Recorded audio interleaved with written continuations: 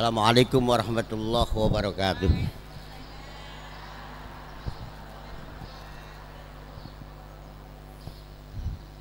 Bismillah, alhamdulillah, wassalatu wassalamu ala rasulillah Sayyidina wa maulana Muhammadin wa ala alihi wa ashabihi ajma'in, amma ba'du.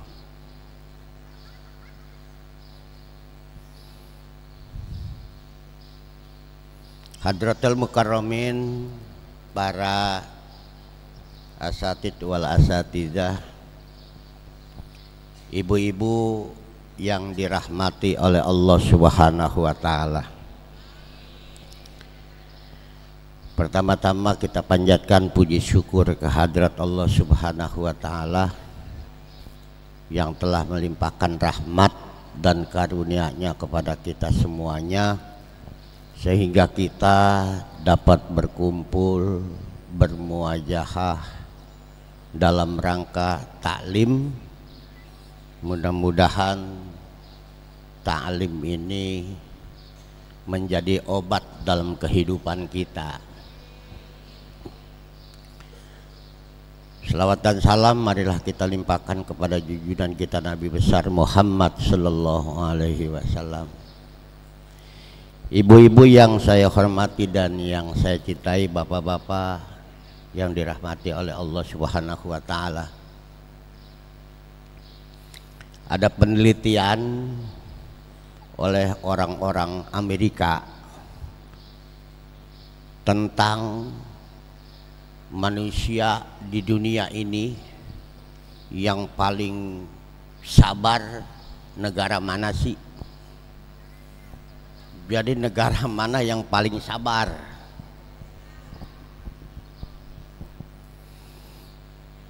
Ternyata betul, ditemui orang-orang di satu negara yang paling sabar adalah orang Indonesia. Jadi yang paling sabar Pak, orang Indonesia. Kita ini kena COVID-19, kena COVID kemarin, banyak yang pada mati, tapi orang Indonesia ini tetap sabar. Orang Amerika, orang-orang Amerika Latin seperti Brazil, Argentina, itu kena COVID-19 itu banyak yang bunuh diri. Karena kejadiannya memang kan kita ngelihat kemarin pas COVID-19 itu rumah saya kan dekat pemakaman di Tegalalur, dekat pemakaman. 10 menit ambulan bunyi, 10 menit ambulan bunyi. Tiap 10 menit ambulan bunyi, kan serem. Biasanya paling juga 1 hari paling 2, ini 10 menit orang pada mati. Kan serem. Tapi semuanya yang namanya musibah kayak begitu dihadapi oleh orang-orang Indonesia, itu dihadapi dengan sabar dan tenang.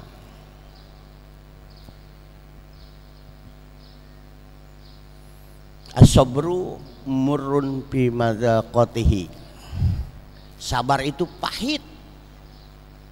Ya kan? Sabar pahit. Sabar itu pahit bagaikan empedu. Tahu nggak empedu? Nyali. Ya kan, pahit banget lah.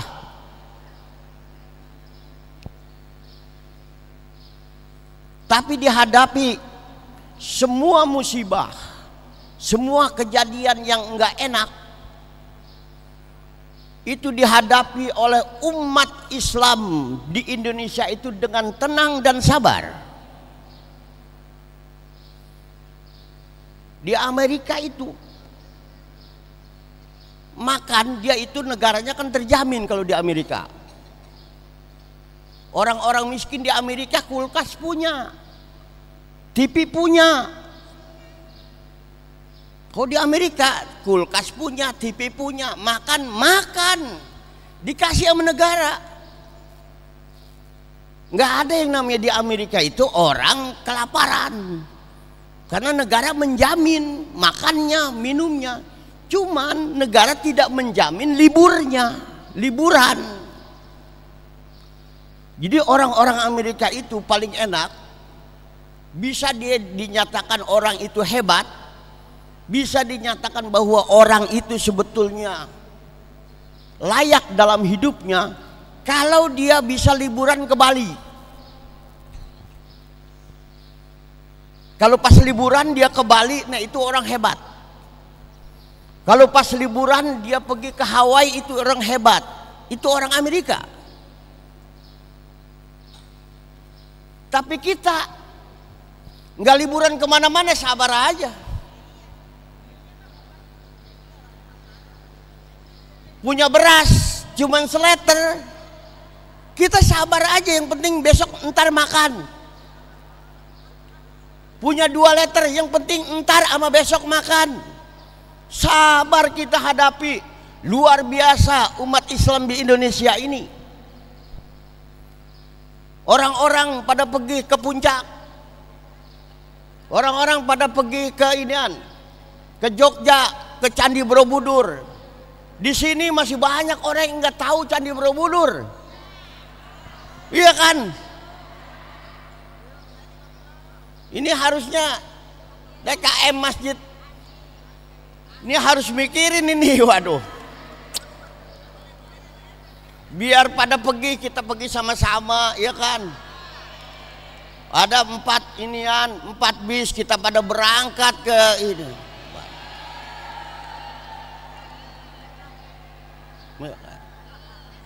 Berapa sih biaya ke sono? Paling juga 1 juta.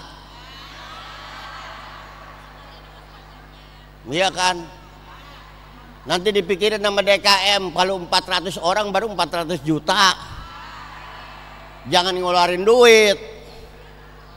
Saya ada ngasih uang saku 300.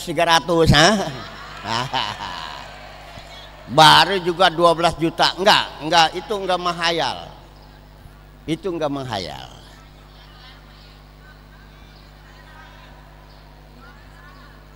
Ya.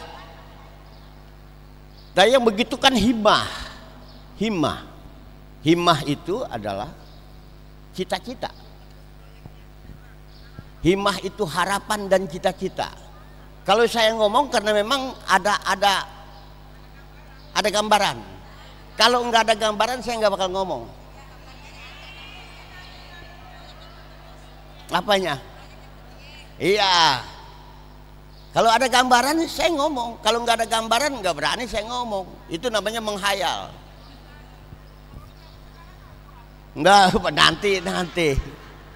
nanti baru dicatat ukurannya. Jadi saya lagi kecil begini, itu kan himmah, cita-cita yang memang ada patokannya. Saya enggak punya patokan. Lagi kecil, saya sekitar umur 7 tahun. 7 tahun kan kelas 2 SD lah. Ceritanya nonton film. Nonton film layar tancap. Pas nonton film layar tancap, itu filmnya ada laki-laki bawa mobil merah cakep, terus sama perempuannya cantik.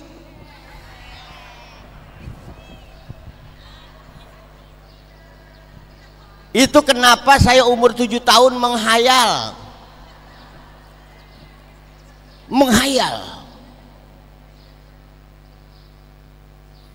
Saya umur 7 tahun menghayal, ya Allah, nanti gua kalau udah gede gua pengen punya mobil merah kayak begitu, iya kan? Terus ceweknya cantik. Menghayal Pak waktu itu. Tapi ternyata hayalan itu dicatat sama Allah, menjadi kenyataan. Jadi sama Allah itu nggak boleh suudzon, nggak boleh sama Allah itu buruk sangka. Sama Allah itu tetap kita ini husnudzon, berbaik sangka kepada Allah. Ya kan? Semuanya harus betul-betul berbaik sangka. Ternyata apa? Setelah saya gede, saya rasain, kok hayalan gua sampai ya? Saya punya mobil. Padahal dulu ya bapak saya kan lurah dulu. Tapi karena bapak saya bininya banyak, dulu entah dulu sabar. Karena istri dan bapak saya istrinya banyak dan urusannya banyak sama masyarakat. Dulu kan zaman ini perjuangan, masa-masa PKI lah, masa-masa sulit. Akhirnya apa? Saya itu nggak diurus sama bapak saya. Ketemu sama bapak saya jam 12 malam. Bapak saya, kalau mau nemuin nyak saya doang. Kalau mau nemuin ibu saya baru ketemu jam 12 malam. Itu juga udah rada mendusin saya. Jadi yang jelas kurang diurus lah sama bapak. Tapi kenapa itu yang namanya hayalan saya dicatat sama Allah? Punya mobil. Dulu saya merah, sekarang udah rada hitam.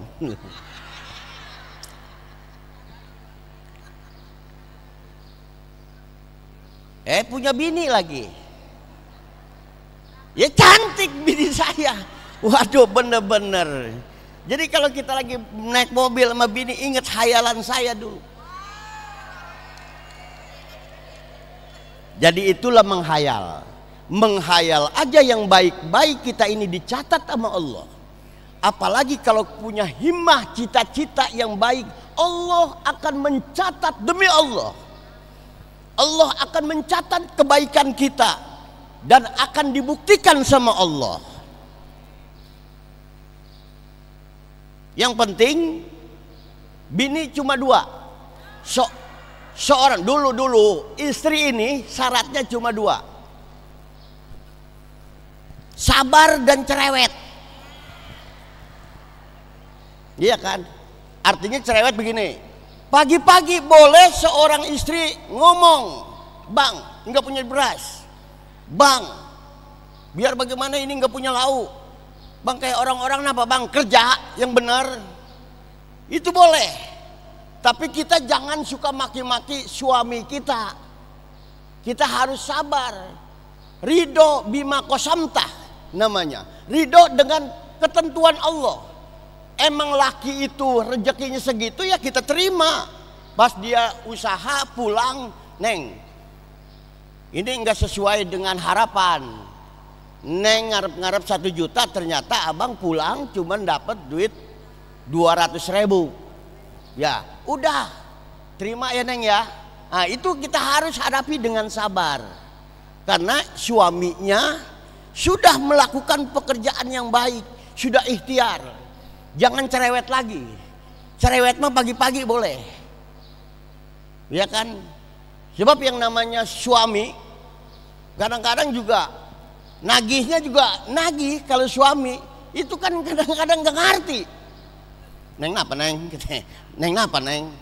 Berkali-kali neng apa neng? Sini neng, sini neng. Gak tahu dia lagi masak, lagi nyuci apa. Oh itu yang namanya suaminya. Kalau udah nagih sama istrinya luar biasa cerewetnya. Nah kita cerewetin lagi pagi supaya suami kita ini mau bekerja. Jadi kembali tadi bahwa orang Indonesia ini kenapa sabar? Orang Indonesia ini sabar karena dekat sama ustazah, dekat sama guru, ya kan? dekat sama guru. Guru mah kadang-kadang bisa menyampaikan hal yang baik kayak begitu, ustazah bisa menyampaikan hal yang baik kayak begitu, tapi gurunya nggak sabar. Gitu. Itu. Nah itu udah inian. Tapi yang jelas setiap yang disampaikan itu bermanfaat untuk kita, bukan bermanfaat untuk dirinya. Padahal hadisnya apa? Khairun nas anfa'uhum linnas. Sebaik-baik manusia yang bermanfaat untuk orang banyak. Dia bermanfaat untuk orang banyak, sementara untuk dirinya enggak manfaat. Itu banyak yang begitu. Tapi itu enggak usah pusing kita, yang penting bermanfaat untuk kita. Kita selalu sabar.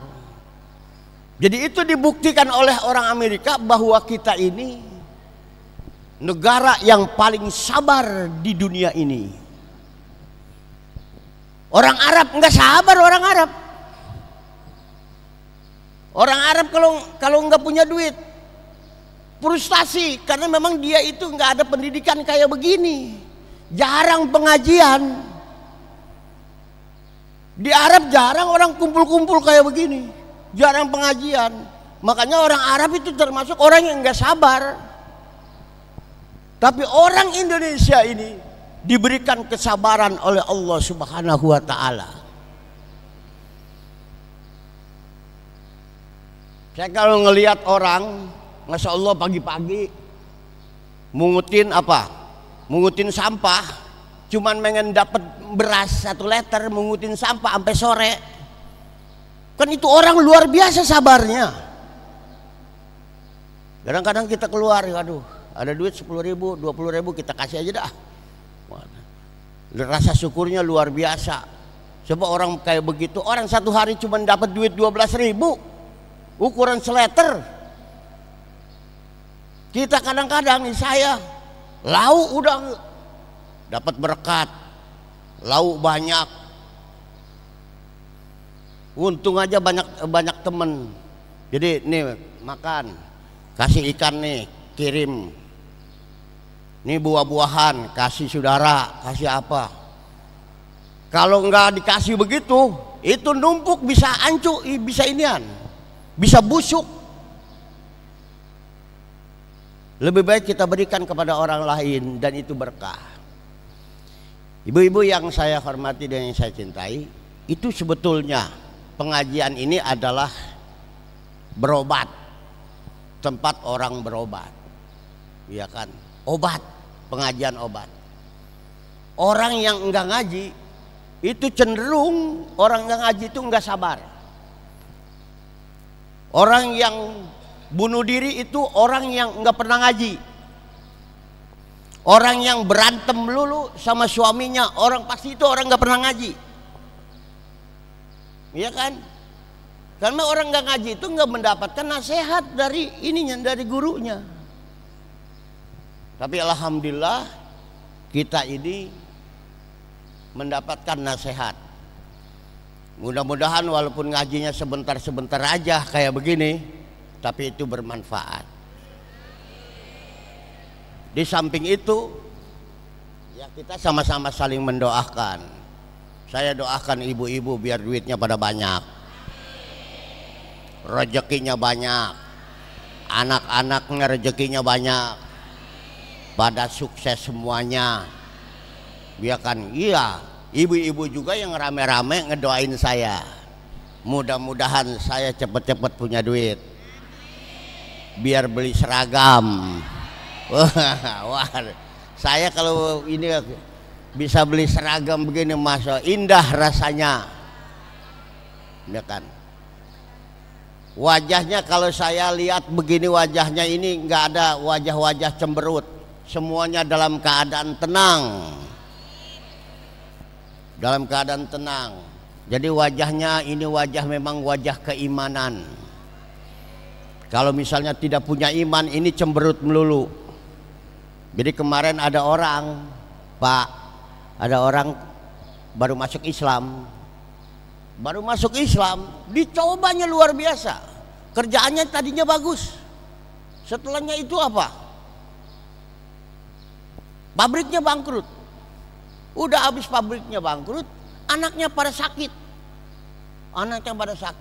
Sampai dia frustasi. Saya lihat wajahnya juga udah nggak nyaman. Ternyata apa? Masih alhamdulillah masih dilindungi keimanannya. Ngobrol lah sama kita, sama saya ngobrol.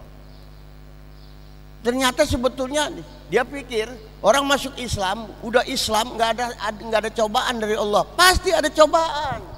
Kita kan dari kecil udah dapat cobaan dari Allah. Sekarang mau udah liwat aja cobaannya. Tapi ada juga orang yang masih dapat cobaan dari Allah. Itu semata-mata keimanan kita lagi dicoba sama Allah. Kalau saya kan istilahnya mungkin lemah keimanan saya, makanya nggak dicoba sama Allah. Karena iman saya lemah.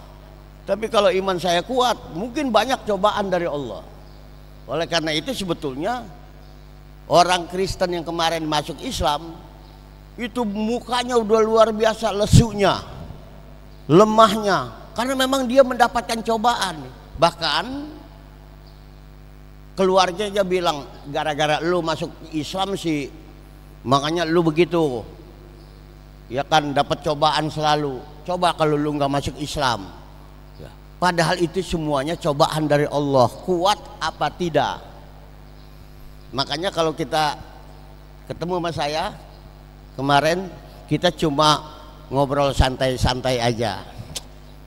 Cobaan mah gue juga udah banyak cobaan. Lu baru dapat cobaan segitu aja udah pusing. Gue mau dari dulu cobaan gue banyak. Ya kan begitu. Jadi kita nyantai-nyantai aja ngobrolnya. Ya kan. Padahal mah kita ini semuanya cobaannya luar biasa cobaannya. Tapi yang paling baik ketika kita melampaui cobaan kita, setelahnya cobaan kita itu kita lalui dengan sabar, maka Allah akan menjamin kita menjadi husnul khotimah. Nah itu udah, kalau bilang husnul khotimah amin, husnul khotimah amin. Emang itu emang harus sabar.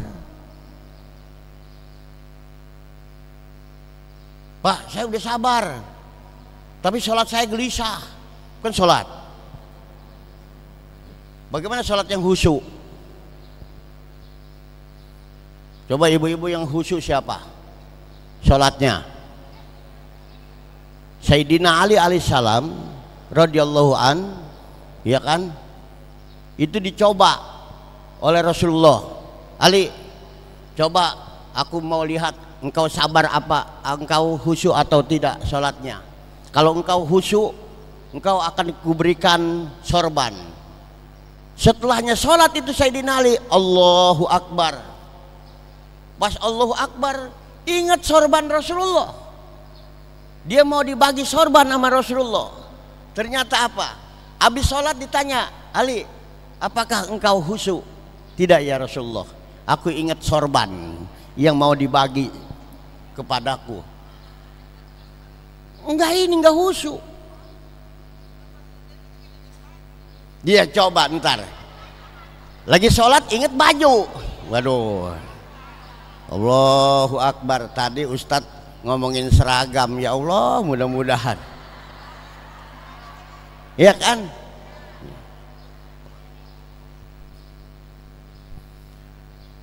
Orang malas sholat tahajud, malas, ya kan. Kenapa? Karena jadi beban. Bangun ngantuk-ngantuk harus wudhu, jadi beban. Coba ibadah itu jangan menjadi beban. Ibadah itu kita lawan tenang, dan ibadah itu harus bahagia. Bahagianya kayak apa? Kayak kita dapat duit, iya kan. Kita kalau dapat duit, masya Allah, aduh, alhamdulillah, gua tadi nggak punya duit, ini dapat duit 500.000, alhamdulillah, masya Allah, bahagia, iya kan, bahagia.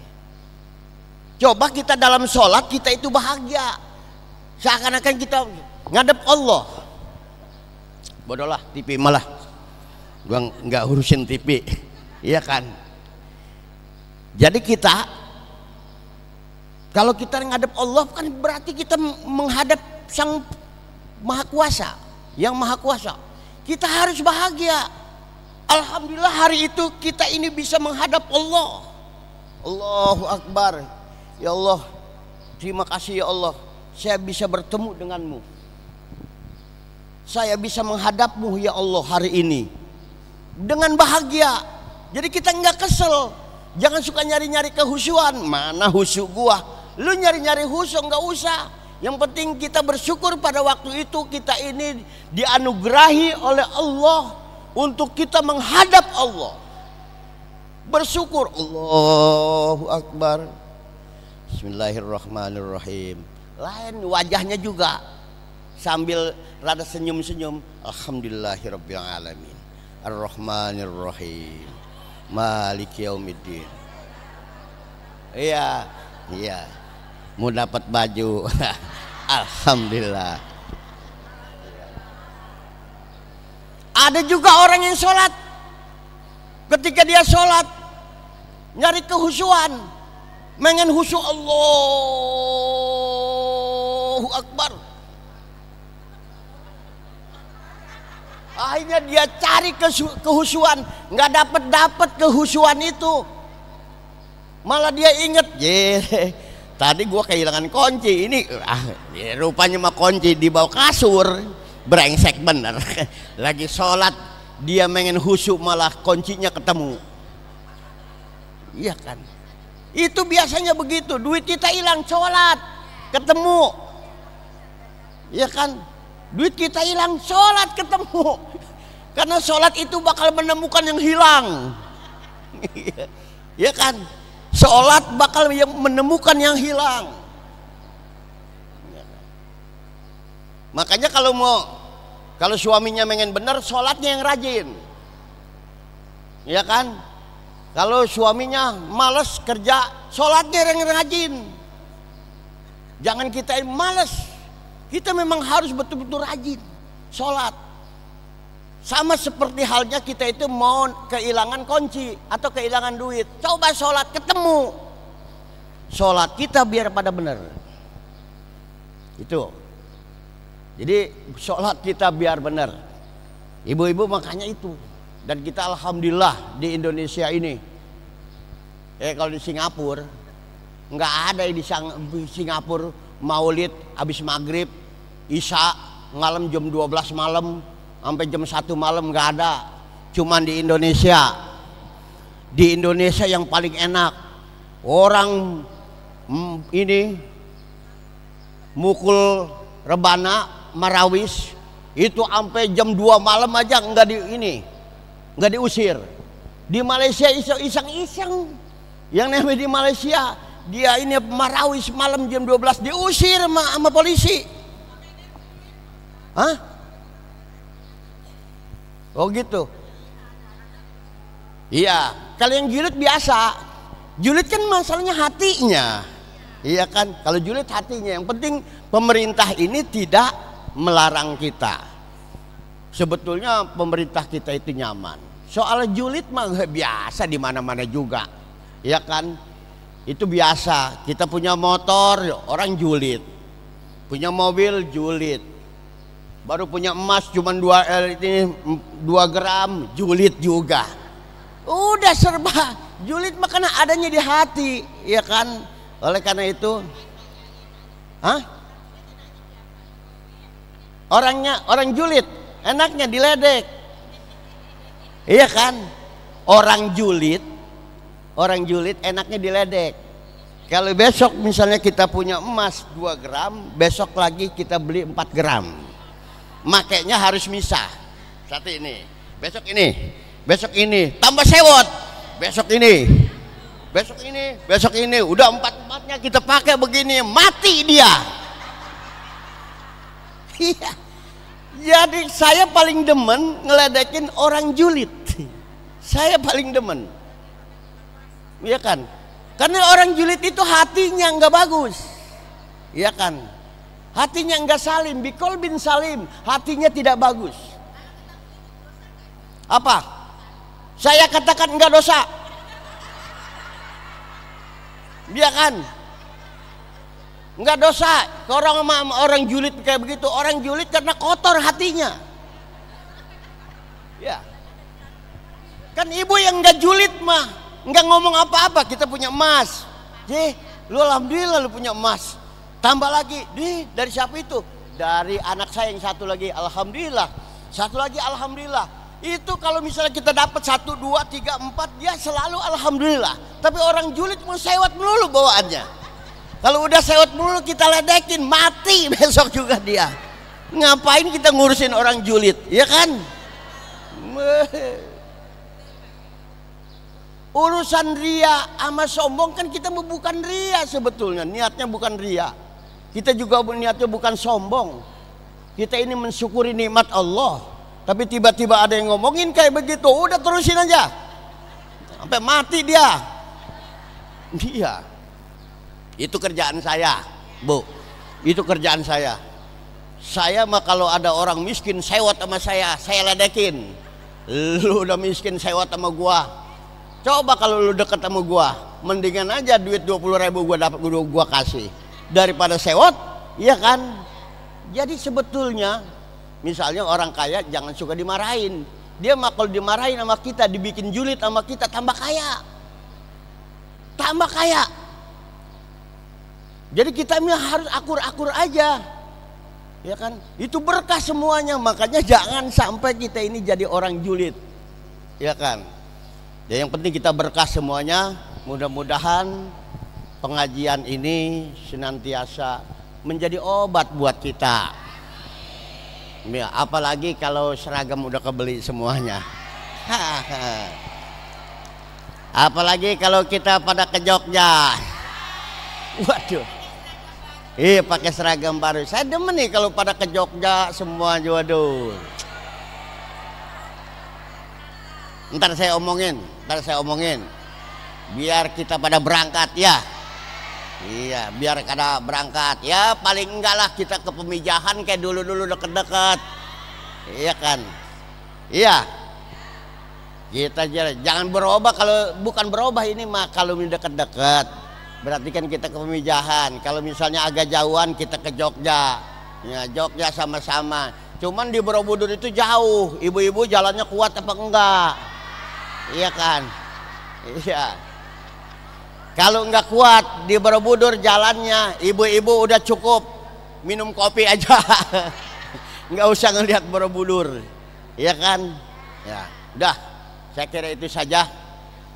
Berbahagialah orang-orang yang beriman kepada Allah, yang selalu sholatnya khusyuk, yang khusyuknya kalau sholat enggak sewot, ya kan?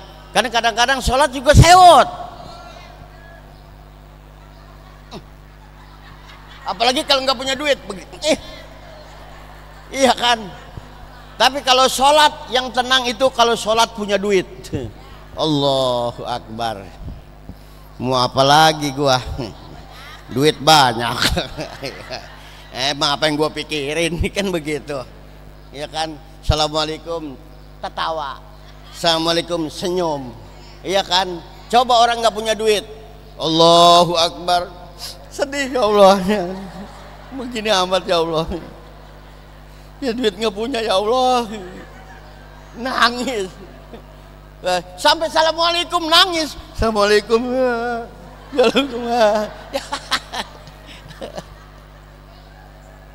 Itu ya kan, ya kita berdoa mudah-mudahan rezeki kita banyak. Saya kira itu yang perlu saya sampaikan. Saya tahu di sini banyak